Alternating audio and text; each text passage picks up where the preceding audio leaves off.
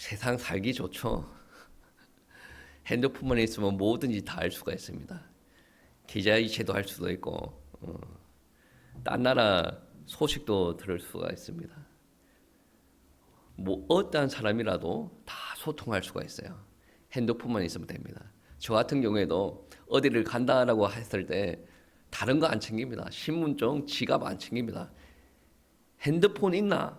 핸드폰만 있으면 돼요.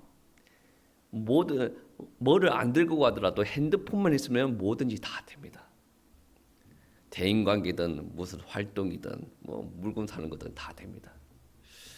그런데 우리가 안타까운 것은 핸드폰이 우리의 관계를 만들어 주는 것 같아도 사람들 간의 관계는 더 멀어지게 만들었다라고 생각이 되기도 합니다.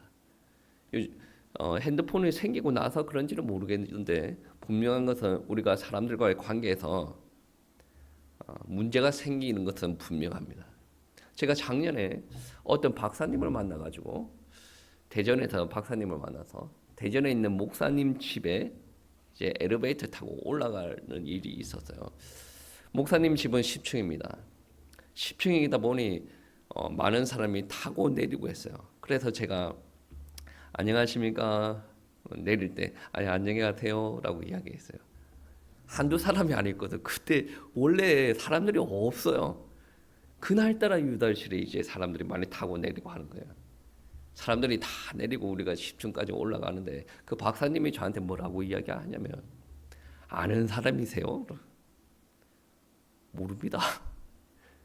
근데 왜 인사를 하세요? 제가 머릿속에 생각을 하게 됐죠. 알아야 인사를 하나? 알아야. 여러분 어떻습니까? 여러분 혹시나 여러분이 잘 모르는 이웃을 만났을 때 인사를 합니까 안 합니까? 예수님 믿는 사람들은 인사해야 돼요. 꼴보기 싫어도 인사해야 됩니다. 예수님 믿는 사람들은 꼴보기 싫어. 인사 안 해. 예수님 왜 믿지? 인사해야 돼요. 그래서 제가 왜 인사하세요라고 물어봤을 때 어떻게 대답해야 되지? 제가 어떻게 말해줘요? 박사님은 인사 안 하세요? 물어봤어요. 아니 무슨 의미로 이야기하는지 모르니까 박사님 인사 안 하세요? 물어봤는데 자기는 인사 안 한대. 그래서 제가 추측을 했지. 이 사람이 이런 말을 너무 뜨뜻하게 이야기를 하는 거죠. 이 사람 주변에는 인사하는 사람이 없구나. 그리고 내가 이렇게 인사하는 게 너무 신기하게 보여지는 것을 봐서 이분이 사는 아파트에는 엘리베이터 탔을 때 인사하는 사람들이 없구나. 본인이 저한테 자랑을 했거든. 자기는 좋은 아파트에 산다고. 좋은 아파트에 살면 그런가? 근데 분명한 것은 본인 주변에 그런 사람이 없다는 거죠. 핸드폰으로 온 세계를 다 들고 다녀요. 그런데 아파트에서 위층 아래층 사람들의 관심이 없어요.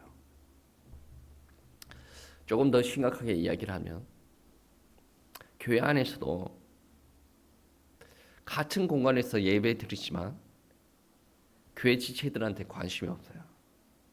예배 드리고 나면 남남이에요. 어떻게 생각하면 지금 이 시간에도 남남으로 생각하고 있는 사람들이 많이 있다는 거죠.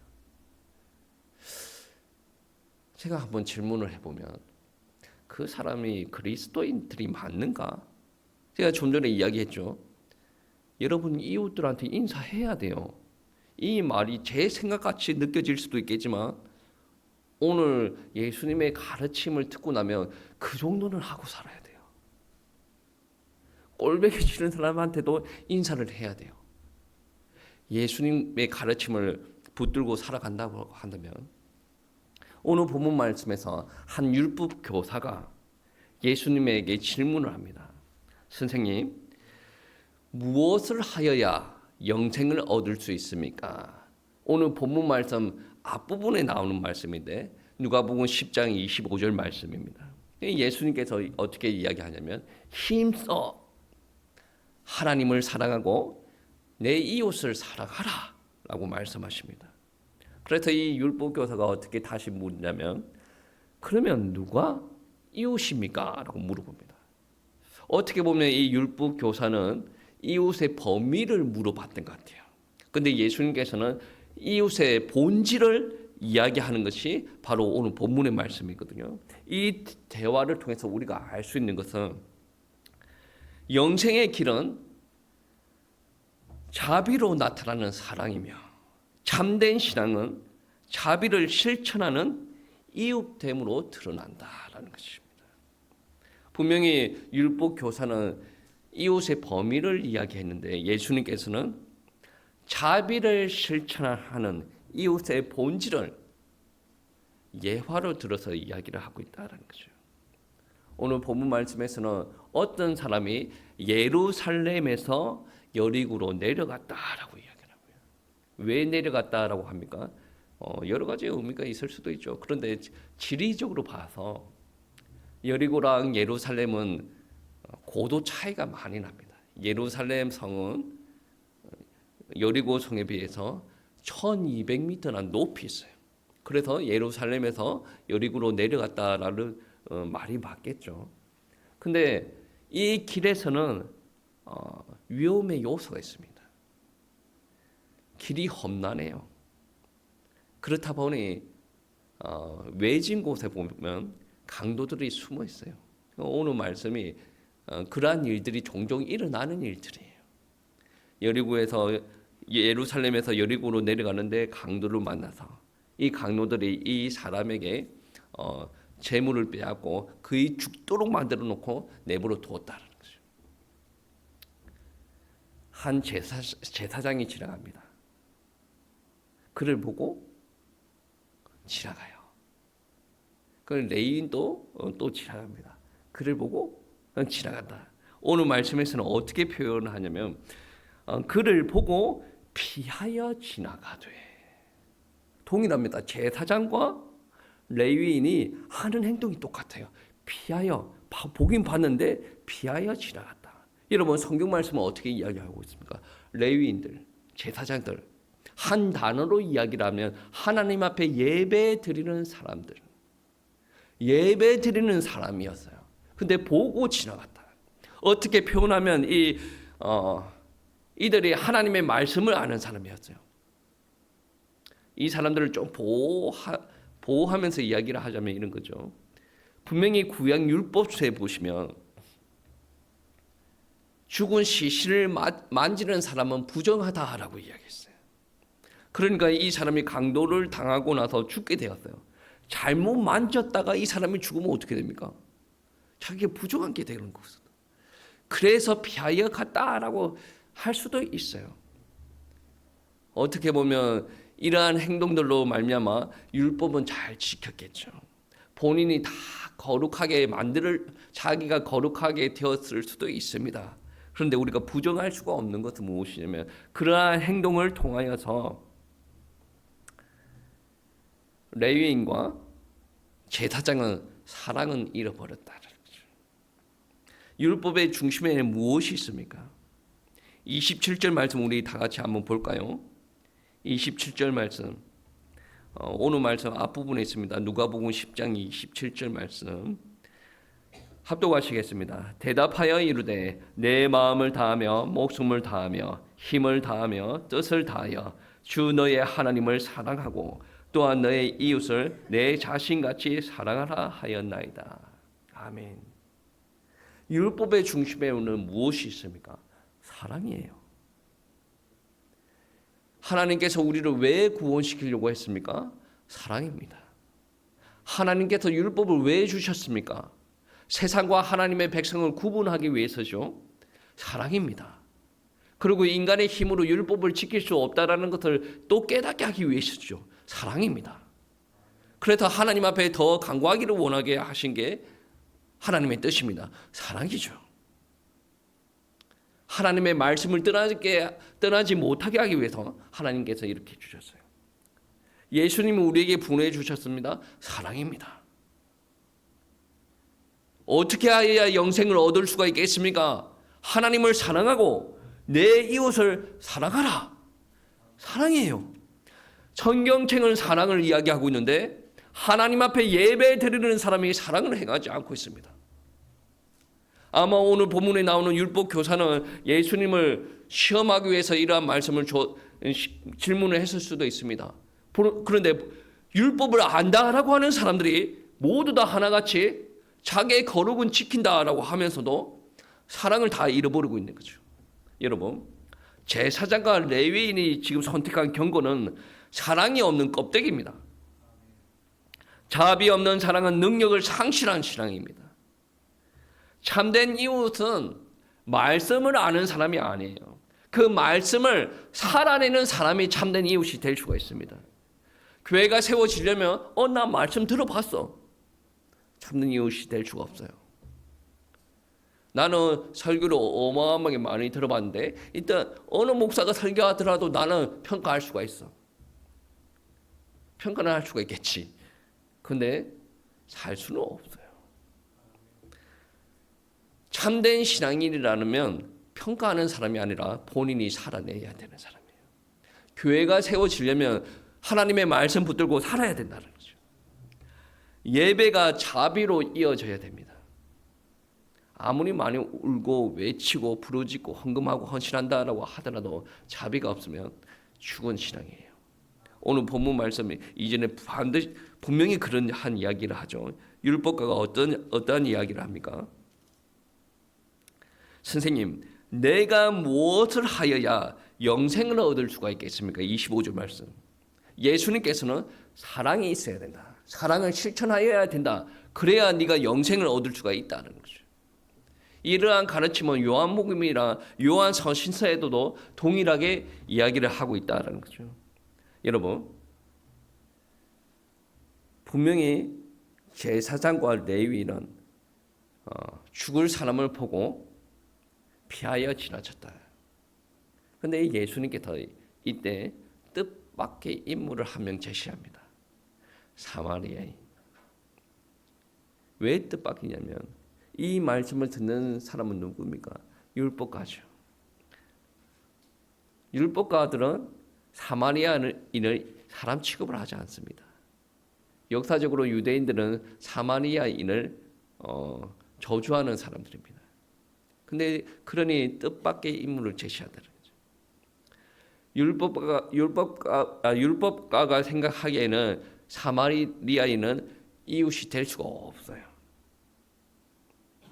근데 사마리아인이 등장을 하고 그 강도를 맞는 자를 불쌍히 여겼다라고 이야기합니다.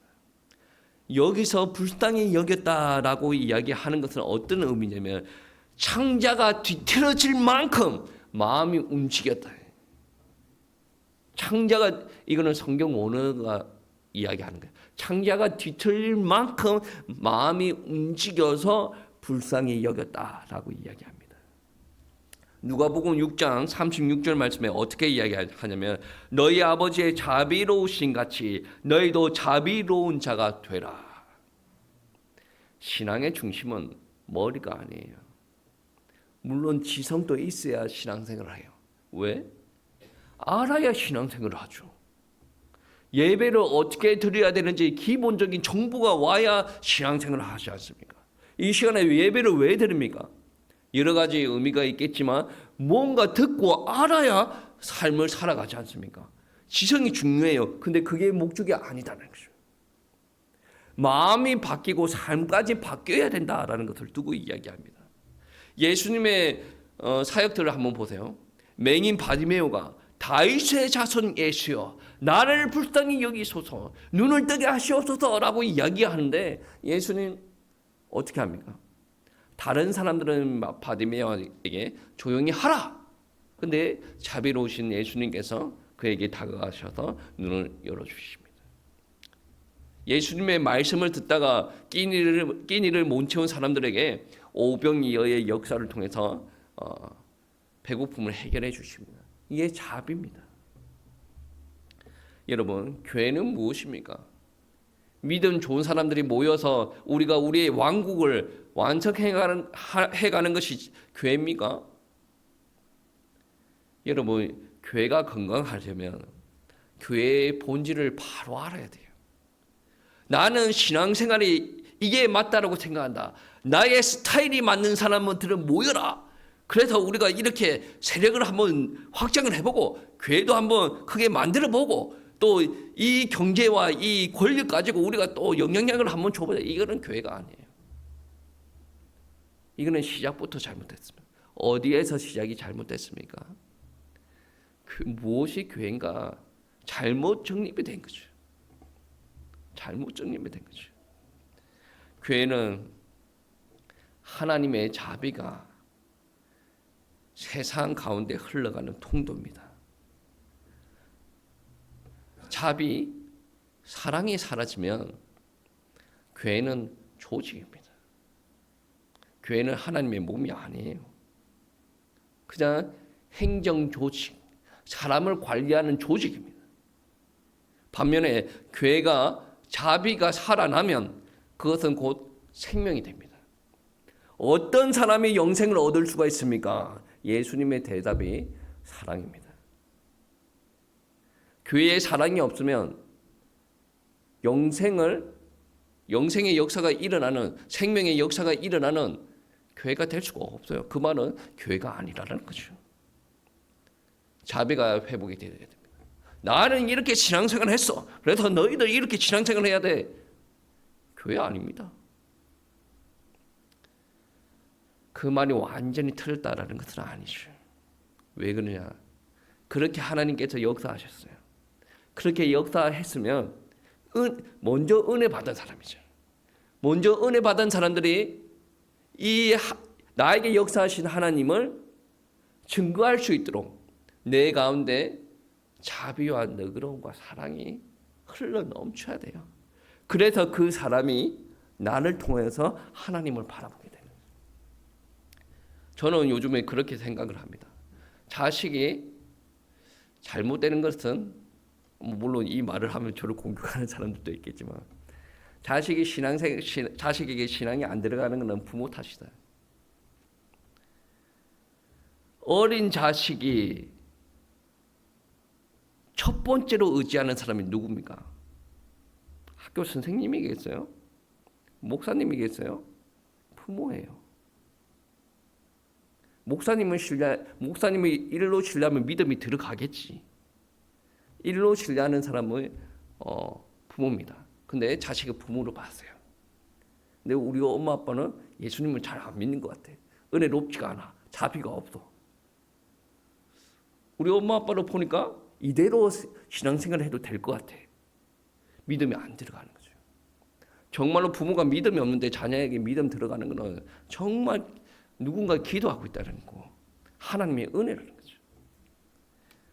이 말은 우리들에게 은혜가 없고 사랑이 없으면 우리 주변 사람들 살릴 수가 없다라는 말입니다.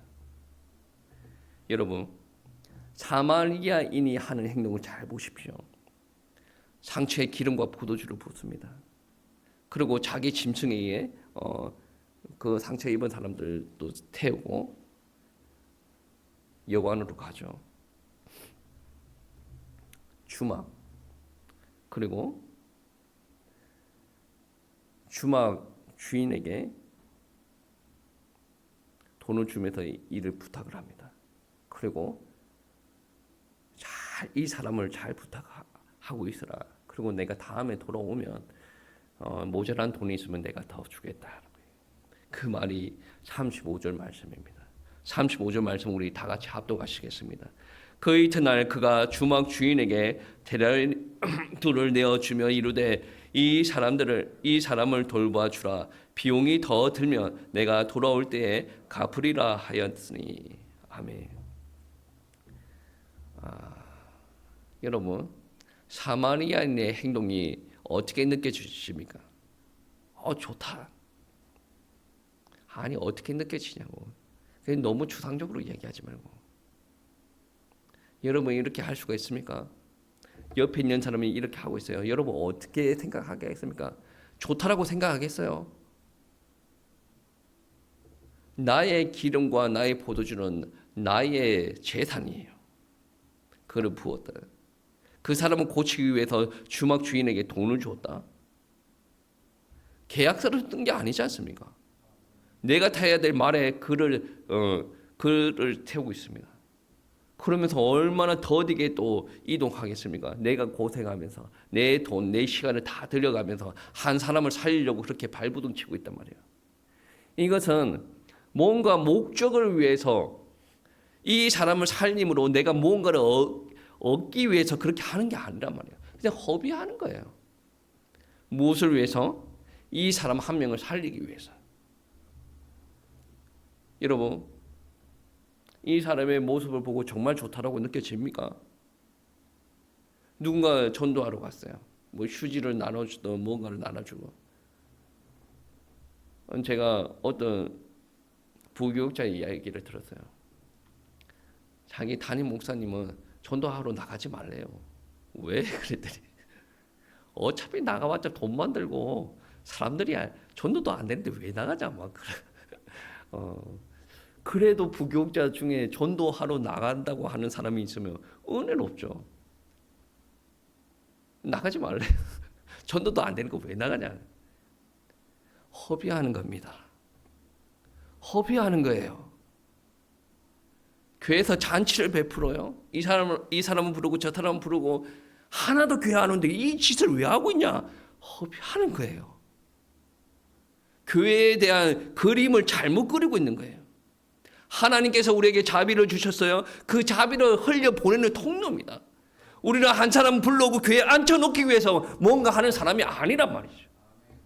이렇게 자비를 내품고 있어야 옆에 있는 사람들이 죽기 전에 예수쟁이들 좀 그렇던데 그래도 내가 살아보니까 예수쟁이들이 그나마 괜찮더라. 신을 한 개 믿어야 된다면 예수를 믿을까? 그렇게라도 되는 거죠. 죽기 전에 자녀들한테 야 너희들 종교 가지려면 예수를 한번 믿어봐라. 그렇게라도 할 수 있는 겁니다. 우리가 100% 한 1,000만 원 베풀었어요. 저 사람이 10만 원 나한테 주더라. 이게 교회가 할 수 있는 교회가 해야 될 생각들이 아니란 말이에요. 허비하는 겁니다. 허비하는 거예요. 물론 그 차후에 기대값을 가지고 또 사역을 해야 되지만 그게 없다라고 하더라도 주님께서 주신 사랑을 베푸는 거예요. 왜 전도합니까? 이 사람이 예수를 몰라서 이렇게 살아가고 있어요. 나는 이 사람이 하나님을 알고 하나님의 사랑을 느꼈으면 좋겠어요. 그래서 나는 전도하는 거죠. 이 사람이 나의 말을 듣고 하나님을 믿지 않습니다. 안타까운 거죠. 하나님은 모르고 앉아있으니까. 그러면 기도하는 거죠. 그게 정상적인 신앙인들의 모습이에요. 갔더니 돌아오는 사람이 하나도 없고. 이거는 육에 사로잡힌 사람들이 하는 말이에요. 그래서 오늘 말씀이 우리에게 큰 울림을 주지 않는가 그렇게 생각을 합니다. 이 땅에서 일어난 최고의 사랑이 무엇입니까? 예수님의 사랑. 누구를 위해서 죽었어요? 예수님을 대적하는 사람을 위해서 죽었어요. 예수님께서 하신 말씀에 순종하는 사람이 아니라 대적하는 사람들을 위해서 죽으셨단 말이에요. 그 사랑을 최고의 사랑이라고 합니다. 예수님도 목적이 있었죠. 죄인들을 살리기 위해서. 그런데 그 사랑을 허비한 사랑이라고 표현할 수도 있습니다. 허비한 사랑. 살리기 위해서 자기 모든 것을 허비하였다. 하나님의 뜻을 이루기 위해서 그렇게 했다는 것이죠. 교회의 건강은 이 허비의 깊음에서 나옵니다. 다르게 표현하면 자비의 깊음, 사랑의 깊이에서 나온다라는 말씀이죠. 2014년도에 서울에서 있었던 일이에요. 한 나이 드신 분이 교회에 이제 신앙생활을 좀 했는가 봐요. 근데 이분이 몇 주 동안 교회를 안 나오는 겁니다. 그래서 이 권사님이 이 어르신이 무슨 일이 있나 하고 생각하다가 이 어르신 집에 방문을 한 거예요. 권사님 혼자 방문을 했습니다. 근데 참 다행스럽게도 본인이 방문을 했을 때 그 어르신이 뇌출혈로 쓰러져 있었어요. 정말 다행이죠. 한참 전에 쓰러져 있었던 것이 아니라 본인이 방문했을 때 이제 쓰러져 있었던 거죠. 그래서 이분을 병원으로 모시고 다시 살려고 다시 예배 드릴 수가 있었다는 거죠. 여러분, 한 사람의 작은 관심이 사람을 살립니다. 그래서 교회는 그날 이후로 한 가지를 배웠대요. 우리는 예배만 드리는 공동체가 아니다. 이웃이 되는 공동체다. 무언가를 갖다 주는 것이 이웃이 아니에요. 단순히 인사만 하는 것이 이웃이 아닙니다. 제가 설교 앞부분에 그랬죠. 여러분, 인사는 해야 됩니다. 예수님 믿는 사람은 인사는 당연히 해야 됩니다. 저는 가끔 등산을 가면 등산하는 사람들한테 은혜 받을 때가 있어요. 어떤 거냐면 저는 등산 갈 때 많은 사람들이 붐비는 것이 아니지 않습니까? 명산에 가는 것이 아니니까 한 명이 옵니다. 제가 다시 거슬러 가요. 그때 저는 서먹해가지고 아무 말도 못하고 있는데 그 사람이 아이고 수고하십니다 라고 얘기해요. 그러면 저도 고개 굽고 하고 지나가요. 어떤 사람은 아이 좋은 아침입니다. 아이 등산할 때 발 조심하세요. 믿는 사람인지 안 믿는 사람인지 몰라요. 근데 그게 사람을 따뜻하게 합니다. 알아서 그렇게 합니까? 아는 사람이라서 그렇게 하는 게 아니에요.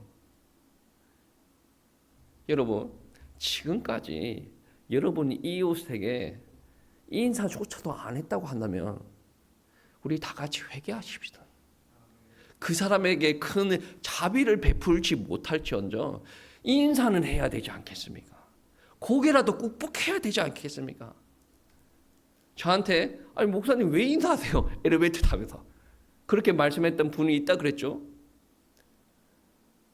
그쪽 동네는 그렇게 할 수는 있을지 몰라도 예수를 믿는다라고 한다면 인사 정도는 해야 되지 않겠습니까?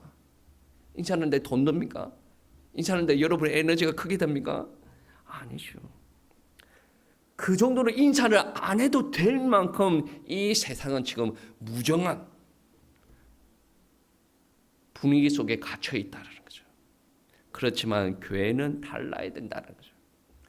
예수님을 믿는 사람들은 달라야 된다는 거죠. 우리는 결단해야 됩니다.